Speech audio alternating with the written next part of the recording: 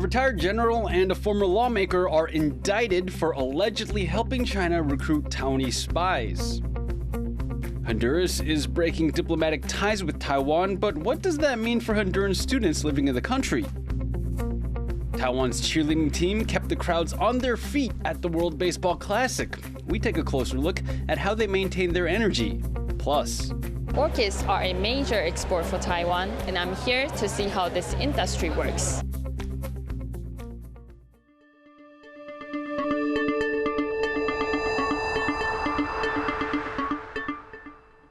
Warm welcome to TaiwanPlus News. I'm Liao. A retired Major General and an ex-lawmaker face charges of helping China recruit Taiwanese spies. Prosecutors in the southern city of Kaohsiung indicted the suspects on Thursday, nearly 2 months after the pair were detained. They say retired Major General Xia Fuxiang and former legislator Luo Zhiming violated Taiwan's National Security Act. The prosecution says that from 2013, Luo and Xia arranged free sightseeing trips to China for retired high-ranking officers from Taiwan. There, they attended banquets where Chinese agents tried to recruit them.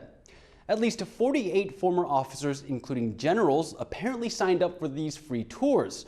The Veterans Affairs Council is investigating whether any of them broke the law. It's the latest in a string of cases where active and former members of Taiwan's military have been accused of spying for China. Most recently, Taiwan detained a former Air Force officer and 3 active duty officers in January. To find out more about how China tries to recruit former Taiwanese military officers, Sam Hui spoke to Alexander Huang, who works for Taiwan's main opposition party. His father graduated from the Whampoa Military Academy in China. What does Beijing hope to achieve by luring Taiwan's veterans to China? I think its original purpose was just to target at the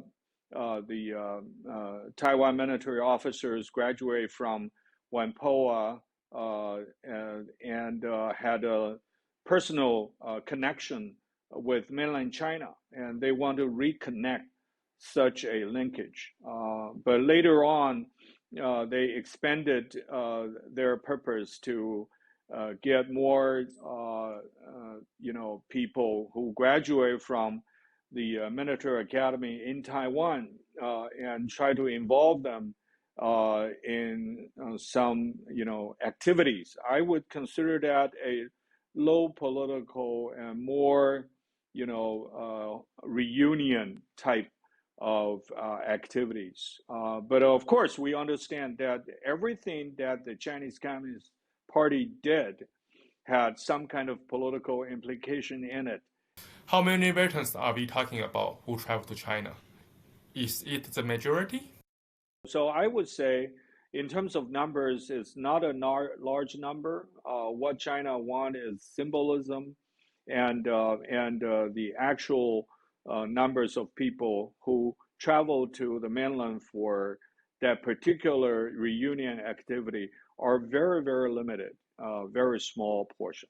I think most of the veterans in Taiwan, they understand that even by showing up in those reunion activities, that could be interpreted by the Beijing authority or the mainland side as a kind of united front tactics. Why are some veterans still willing to go, even if they know all those events are part of Beijing's United Front tactics? People may think that to go there is a right for freedom of travel, just like freedom of speech and freedom of religion. That since the Republic of China on Taiwan is a democracy, that veterans, by their own money, deciding their own personal travel, should be protected by the Constitution.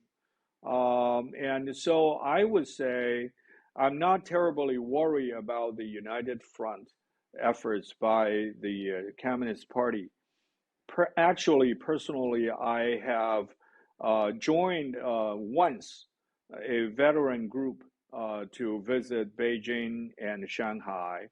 And I did not see there was nothing that really would raise my eyebrows during the interaction. So based on my personal experience, I do not want to demonize these kind of activity. But I would alert them that when they travel, they should not break the law of the land. They should be very vigilant about the Chinese tactics. That was Alexander Huang, whose father graduated from the Huangpo Military Academy in China, speaking to TaiwanPlus reporter Sam Hui. When Honduras announced it would be cutting diplomatic ties with Taiwan, the news came as a particular shock to Hondurans living here. 3/4 of them are students, with around a third of those on government scholarships. Now, Sally Jensen went to speak to some of them to find out how they're dealing with the news. Meet Samael, Johan, Asael, and Juan. They're friends living in Taipei, and they're all from Honduras. As full-time students at National Taiwan University, this is their first time living abroad. Academically speaking, I feel like I've been able to fully develop myself, the knowledge I require in order to be able to improve my country. But in a personal matter, I believe that I've found a different culture, something that I really love, a place that I can call my second home. Mostly I've learned discipline. I've learned great values, hard work. I've learned kindness of people here. I've been embraced by this community, and I am really thankful with what Taiwan has given to me. But now their futures in Taiwan are in doubt. Around 100 Honduran students like these are on scholarships granted to citizens of Taiwan's diplomatic allies. But with the prospect of Honduras and Taiwan breaking off formal relations, many students don't know what this will mean for them. I felt shocked. I felt there was nothing I could do about it, right? That's the first thing you feel, that impotence. And with that comes worry, it comes nerves. Taiwan and Honduras have been diplomatic allies for over 80 years, and that long shared history has helped attract almost 400 Hondurans here, mostly students. During her campaign last year, Honduras' president Xiomara Castro promised she'd open ties with China. But when she made the announcement on Wednesday, it still came as a shock to Hondurans in Taiwan. Opening ties with China would mean ending them with Taiwan, which China claims as part of its own territory. And without the official relationship between their home country and Taiwan, many Hondurans may not be able to stay here. A lot of people here came because we have a dream, and our dream is being completed in Taiwan. And I believe it is completely unfair, at least for me, that we are not being taken into consideration. I am not somebody who can decide whether or not the government decides to take action, but I do please ask our government to take us into consideration over this decision they're taking. The Honduran embassy has told TaiwanPlus that they're unable to respond to students' concerns. Scholarship programs have helped strengthen diplomatic ties between the two countries. Current Honduran ambassador Harold Burgos first came to Taiwan on a scholarship. Some long-term residents say it's unfair to jeopardize the students' prospects because of political maneuvering between governments. We become part of the workforce. We pay taxes once we graduate, when we work here. And given the fact that, Taiwan is having this problem with their natality rates. So it's kind of like, you're still kicking out people that doesn't want to leave and that have been prepared here. Not all Hondurans in Taiwan are students, but they make up the vast majority. Many want to stay in order to complete their studies. We're doing everything that we can to stay here because that's our dream. Our dream was to come here and study in Taiwan. And while in the short term, the breakup between Honduras and Taiwan is hurting these individual students most, they believe the long-term damage to both countries as a whole could be far greater. Patrick Chen and Sally Jensen for TaiwanPlus. Making trade between Taiwan and the U.S. easier, faster, and cheaper. That's one of the aims of the U.S.-Taiwan Initiative on 21st Century Trade, according to a summary of the first round of talks under the program. The summary was released by the U.S. Trade Representative. The proposals cover 5 of the 12 areas involved in the initiative. Those include trade facilitation, regulatory practices, trade in services, and anti-corruption. A 5th chapter would address measures to help Taiwan's small and medium-sized enterprises enter the U.S. Taiwan's Trade Authority also issued a statement on the talks. It says that good progress is being made.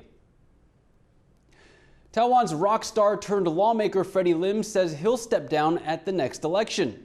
In a Facebook post on Friday, Lim wrote, "Over 2 years ago, a member of my family was diagnosed with a rare disease. The news from a recent follow-up examination was not as good as expected. After some thinking, I hereby announce that I will not run for re-election in 2024 in order to slow down and spend more time with my family."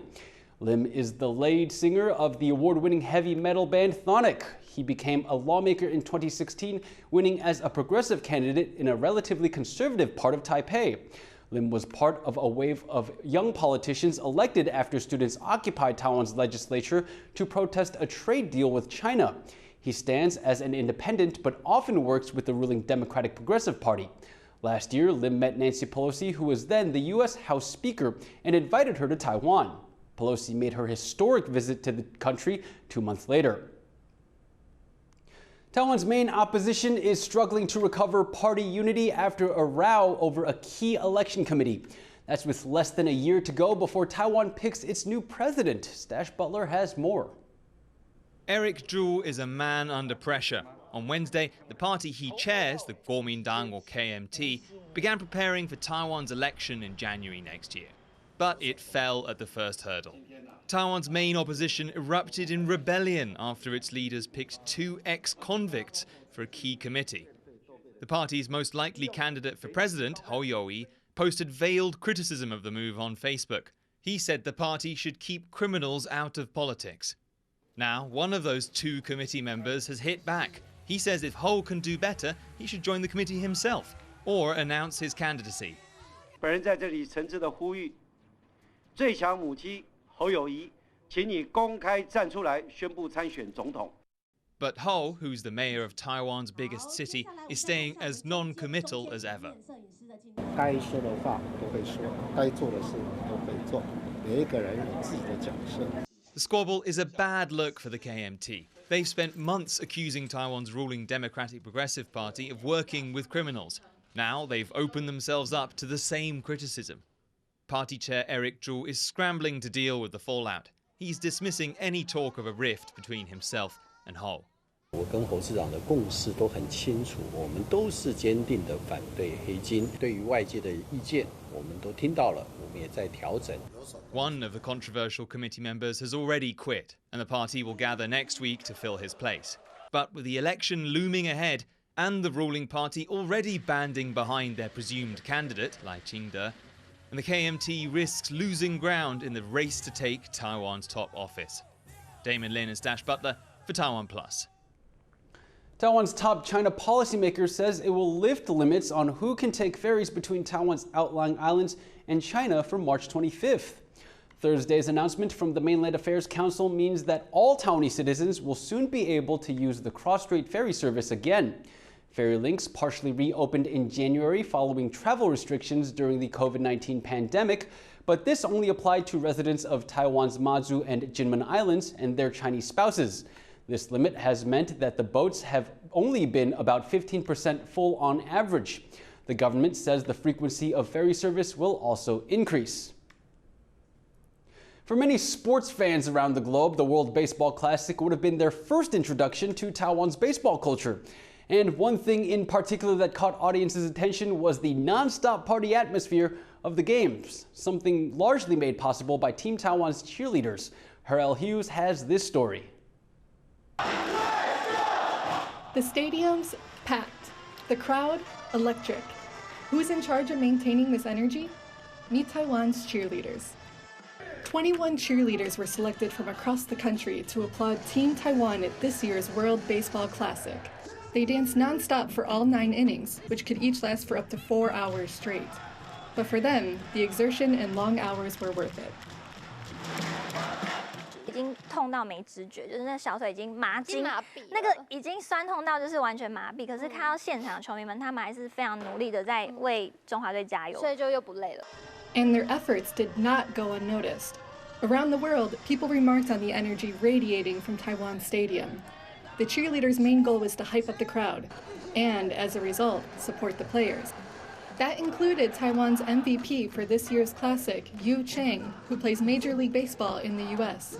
我记得张育成他在赛后采访的时候，他有说，就是他这一次感受到大家为他加油的那种心情，他觉得很温暖。Getting ready for the competition like this took a lot of work for the cheerleaders. Months of practice and preparation went into getting ready for the event.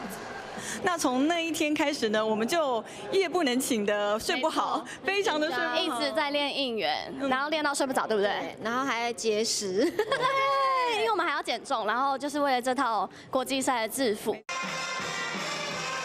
Team Taiwan were knocked out of the tournament on Sunday after losing to Cuba, but their impact on the competition remains a source of pride, and the energy the Taiwanese cheerleaders brought to the event will not be forgotten anytime soon.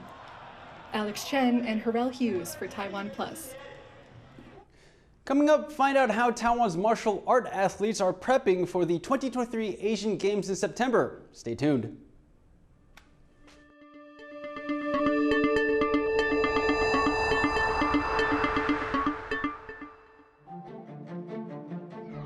Hello and welcome to Taiwan Talks. I'm Inka Vat. This very aggressive form of cultural revolution-like politics in China seems to be moving forward in this modern era.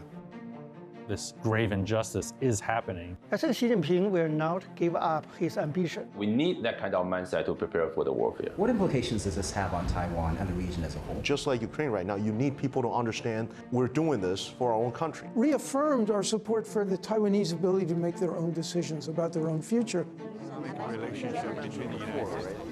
It's very hard to duplicate in the short time. Taiwan still can continue being the leading position if we put efforts on R&D. And you are riding on a wave. This is exactly the time you need to double down. I did not realize I am actually running to be the first Asian woman in the state senate. Our next generation, they can see Asian American is as equal and have the same platform. Taiwan Talks provides a platform for the voices and perspectives that are shaping our country.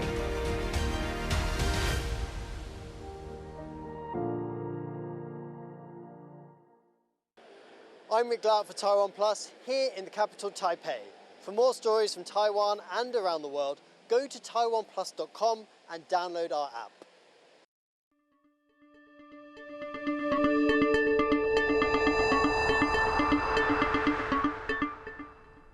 Welcome back. You're watching TaiwanPlus News.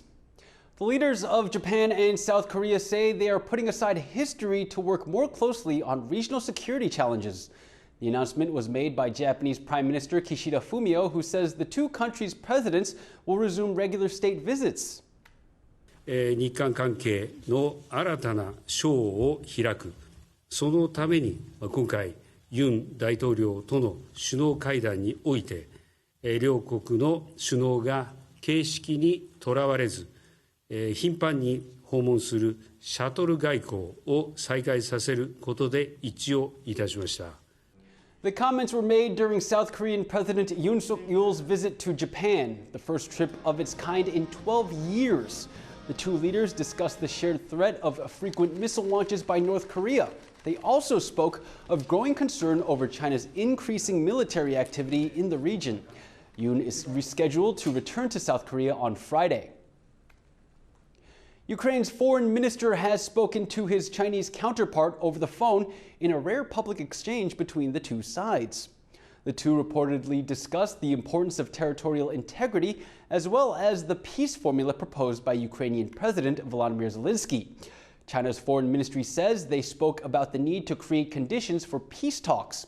China has tried to portray itself as a neutral party since Russia invaded Ukraine last year, but it has frequently repeated Russian talking points, including blaming the US and NATO for the war. Chinese leader Xi Jinping is expected to visit Russian President Vladimir Putin in Moscow in the coming weeks. Taiwan is the world's largest exporter of orchids. While the industry suffered some losses during the COVID-19 pandemic, it managed to stay competitive with the help of technology, creativity, and online sales. Irene Wu has this story on how even during difficult times, Taiwan's orchids have continued to blossom. The orchid industry is big business in Taiwan. Buyers from around the world are captivated by the beauty of these flowers. And thanks to some of Taiwan's technological innovations, orchids are no longer limited to their natural colors. Now, farmers can grow flowers with all kinds of different looks, some of which can have very special meanings. They use their nanotechnology to create this red and white orchid to show support for the victims of the earthquakes in Turkey. But Taiwan's orchid excellence isn't just in its tech. The country is the world leader in raising different varieties of the flower. 台湾的整个兰花产业最大的发展点就是我们是全球兰花的品种培育中心。品种的育成呢，其实这是我们最大竞争力的一个考量。This huge selection is exactly what attracts foreign buyers. Taiwan is very innovative in breeding, developing new varieties, new colors, and I think Taiwan is blessed with a much better climate to grow orchids, and so the hybridizers here are very talented, and this is where you always see new things. So, how much is Taiwan's orchid industry worth? Well, back in 2018, orchid exports were valued at $180 million. This increased to $190 million in 2019. In 2020, because of the COVID pandemic, the numbers fell to around $170 million. But because of online sales, the drop wasn't as big as it could have been. Sales recovered in 2021, reaching $210 million, and stayed at around $200 million last year. While exports are doing well, the industry isn't resting on its laurels. Orchid growers are working hard to create new varieties in order to maintain Taiwan's competitiveness. But it's a long process filled with many uncertainties. 因为往往生产的品种，特别是我们每育成一个品种，量化的过程都需要很长的时间。那在这个过程当中呢，方向你怎么知道你育这个过程当中5年之后适不适合，可不可以？所以在这一个步骤的部分，更需要我们在这方面的一个时间的配合以及过程的掌握。While orchids may be fragile, the farmers who grow them are resilient. They are confident that no matter what challenges may come, they'll face them with the same dedication as when they're growing these majestic flowers. Howard Zhang, PG Zhuang, and Irene Wu for TaiwanPlus. The 2023 Tour de Taiwan wrapped up on Thursday. Here's a recap of the multi-day international cycling event. The 2023 Tour de Taiwan took place over 5 days and almost 700 kilometers. The annual event drew close to 200 international cyclists to bike around Taiwan. This year's event was divided into 5 stages. The first stage took place in Taipei City in the north. Participants did 8 laps around a 10-kilometer stretch of the city. The second stage was a 120-kilometer course in Taoyuan City. The third stage of this year's tour cut through multiple counties and cities in the country's center. The fourth and longest stage took place in landlocked Nantou County. That course was nearly 170 kilometers long. The fifth and final stage was a roughly 150-kilometer ride around Kaohsiung City. 5 different competitors won each of the stages, but Dutch cyclist Jeroen Meijers logged the fastest total time. That made him the overall winner of the 2023 Tour de Taiwan, claiming the coveted yellow jersey. Taiwan is known for its biking paths that cut through the country's diverse scenery. But these cyclists probably didn't spend much time sightseeing as they furiously pedaled away toward the finish line. And speaking of international sporting competitions, the 2023 Asian Games are set to take place in China this fall. The multi-sport event will feature everything from basketball to weightlifting and combat sports. Joyce Zhen takes a look at how Taiwan's martial artists are getting ready. The competition is back on. After a hiatus during the pandemic, the Asian Games are set to take place in China's Hangzhou in September, and Taiwanese athletes are stepping up their training. These are martial artists from Taiwan's national team. They've been preparing for the Games for the past 2 years. 29-year-old Liao Wei narrowly missed making it to the winner's podium back in 2018. He came in 4th place, only 0.01 points behind the bronze medalist. 5 years later, Lai is now reflecting on his strategy to take gold. 技术方面来说，就是比较年轻，然后比较就是体力，然后冲劲这样有。然后只是可能就是因为武术比赛嘛，可能还是要看一些拳位啊，就是比较浓厚的那种，就是展示武术内涵的动作。The martial arts team will also feature several fresh faces at this year's meet. 10 have been selected to represent Taiwan, including 20-year-old Peng Yuxi. Originally a gymnast, Peng switched to martial arts after her school put together a team. 因为就是我的经验，就是跟学长他们比起来算是比较少的，然后其实也会有点害怕自己没办法做好，但是因为老师他们都有跟我说，就是年轻就是要拼。Martial arts are usually dominated by athletes from China at the Asian Games, but the Taiwanese national team's coach is hopeful that this year's team will have a shot at bringing home a medal or two. Eason Pan and Joyce Zhen for TaiwanPlus. Birdwatchers are flocking to the coastal wetlands of Jiayi County in southern Taiwan. This winter, around 40,000 migratory birds have come from colder latitudes to Jiayi's Budai marshes. They include close to 1,500 black-faced spoonbills, an emblematic bird in this part of Taiwan. The local government has organized a birdwatching festival around the wetlands. It's hoped this will encourage more people to catch a final glimpse of the avian visitors before winter ends. Thank you for watching TaiwanPlus News. Remember to download the TaiwanPlus app for more stories from Taiwan and around the world. Finally today, we leave you with images of a camel race in the deserts of Saudi Arabia. I'm Liao. Take care and see you next time.